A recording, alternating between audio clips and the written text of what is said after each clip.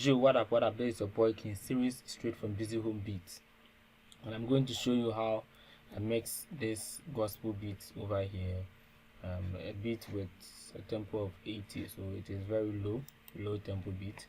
So I'm going to play it, then I'll show you, break it down for you how I mix it, process it to sound professional. So let's listen.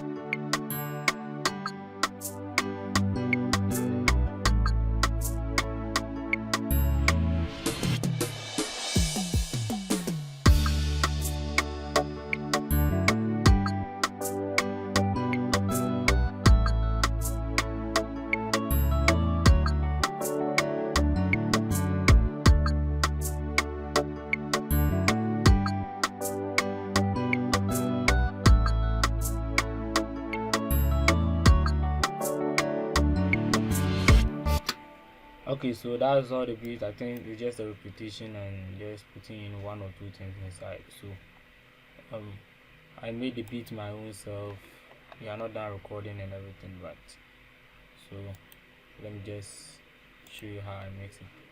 So the idea is to make the kick and the rim shots actually louder than everything over here. So let me just solo where everything is happening, like this part.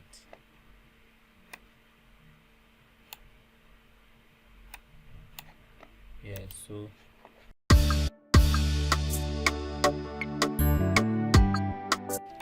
this is the kick. So you can see I've actually lowered the kick a bit, and it is hitting around 9. That was the target. Yes, the kick supposed to hit around 9 dB and the rest should be below it. I didn't want anything to bypass where the kick is actually hitting. So, and I selected the right and good kick for me because you can see there's nothing on it. I didn't put any effect on this thing. And the rim shot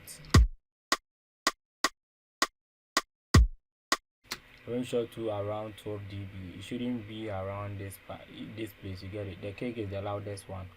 So what I did first is gain stage, and I always tell you, if you have been following my tutorials, I always tell you have to gain stage it first. So I'm just gain staging.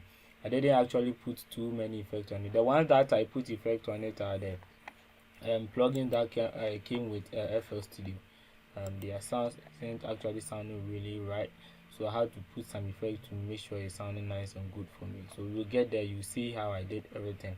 So let's start with the drums and still going this again staging process.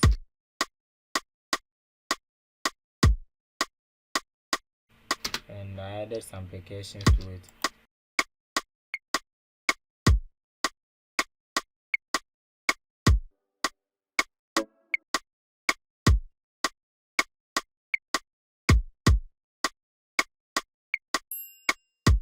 So it is a triangle. Yes, I added some percussions to it.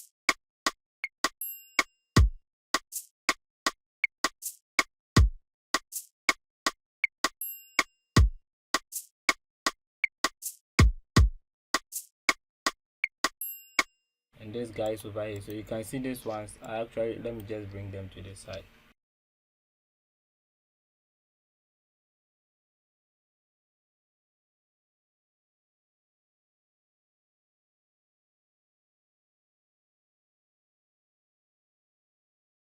You can see what I did here is I pan them to the left and right so that I can actually have some spaces between the beats. You understand? I don't want it to be all of them to be in the middle like that.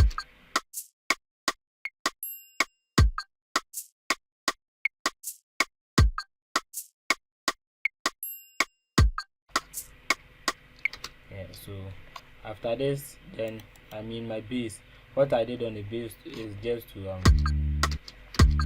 I sidechain the kick to the bass. You get it? Yes. So so anytime the kick plays, the bass will just give a way for the kick to hit really hard and make the beat really strong for me. And the target here, if you are using the meters to determine how loud or how you want it to be, I make sure it's hitting around 18 and 15 dB. It's not bypassing this one.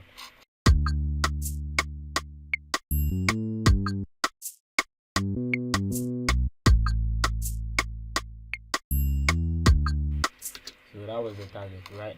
So let's just move on with the melodies and other stuff. So the melodies,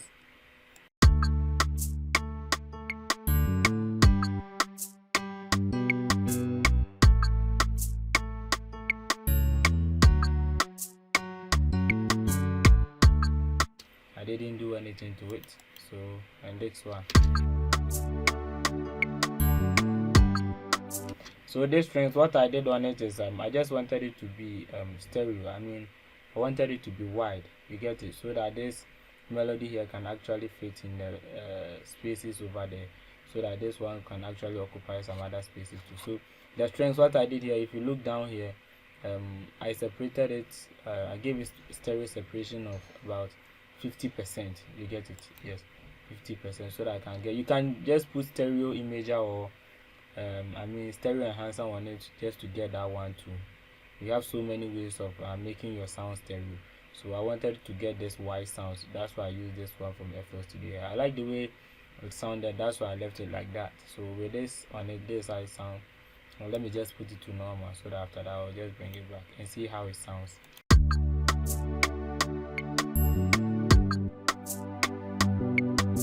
You can see that it is right at the middle in your face. You get it? And when I put it on 50, listen to how it sounds to me.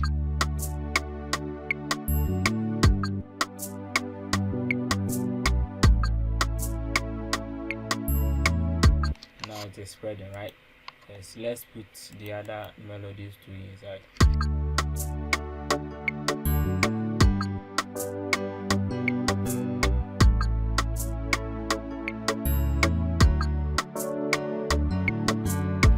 So this guys, what I did on it is I just put EQ and cut the highs and the low ends of it. Then I put this hyper chorus on it. You can put any chorus on it to get what you really want. So this is just actually sound design, and this is not actually mixing or anything. I just wanted it to sound different. You understand?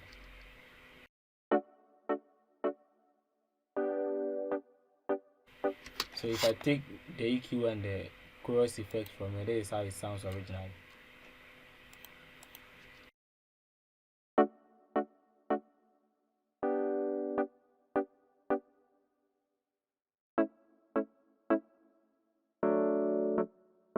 So if I just put the effects back, this is what we're having now.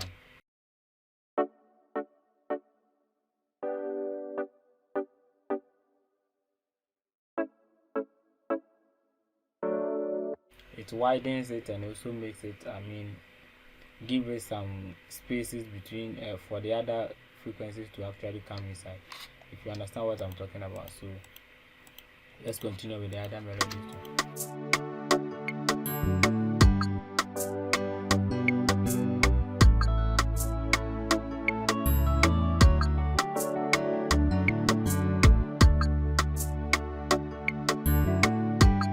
So with this, when the vocals, you record the vocals and it comes inside, it will find a space for you to fit within the beat rather than just actually putting everything inside, and when the vocals come inside it becomes difficult for you to actually balance your vocals with the beat.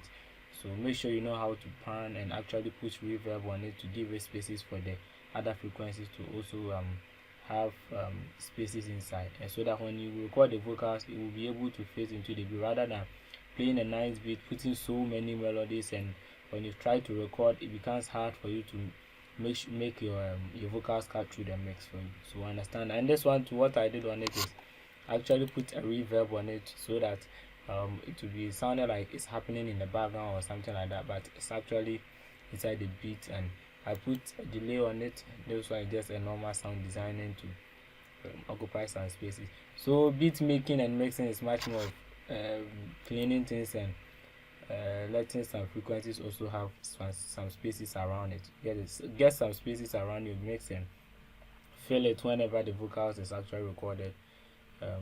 Not when I say fill it, I mean make sure every part of the frequency have a place to stay. You get it? Yes. Rather than putting so many frequencies at the same place and it will be crashing.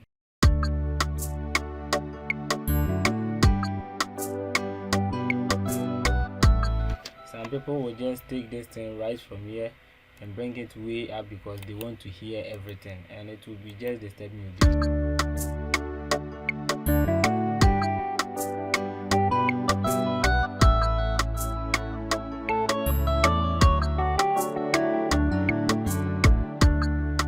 So this thing I just brought it to it because when the vocals is happening, this is where the chorus is actually happening. So when the person is actually singing the chorus with backings and everything will be happening. Everything will be fit. I mean, the vocals will be able to cut through the mix because we'll be doing more backings. And when we are done with the recording and I'm mixing, I'll show you the process and you will understand me what I'm talking about. So this guy too here, that is a crash. So look at the level we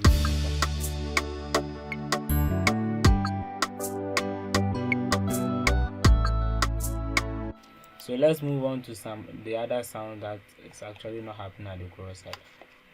This guy is over here.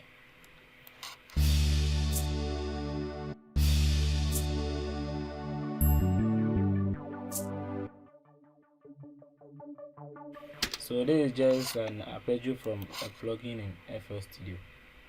What I did is I put EQ on it to cut the highs and the lows. Yes, I think it's this plugin over here. Yes. Yes.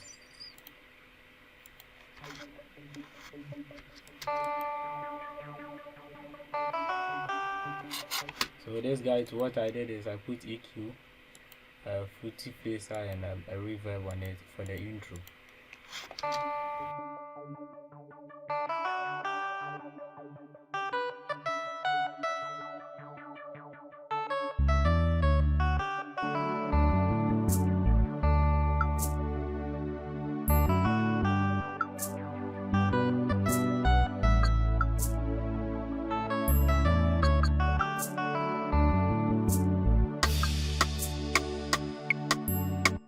So I think the rest is just what do we call it?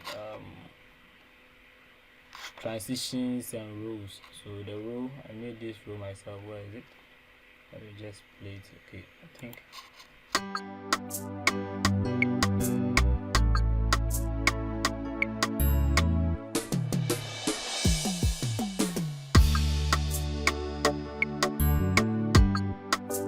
So the row to just put all of them at one place and just get stage it with the beat. That's all that I did. So let me just play only the rows for you guys over here. So with this mixing, it's much more about the staging and actually treating sound that I actually want.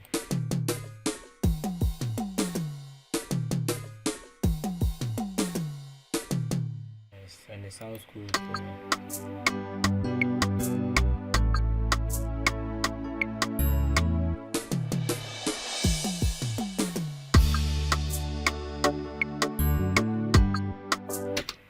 Yeah, I think that's all for now.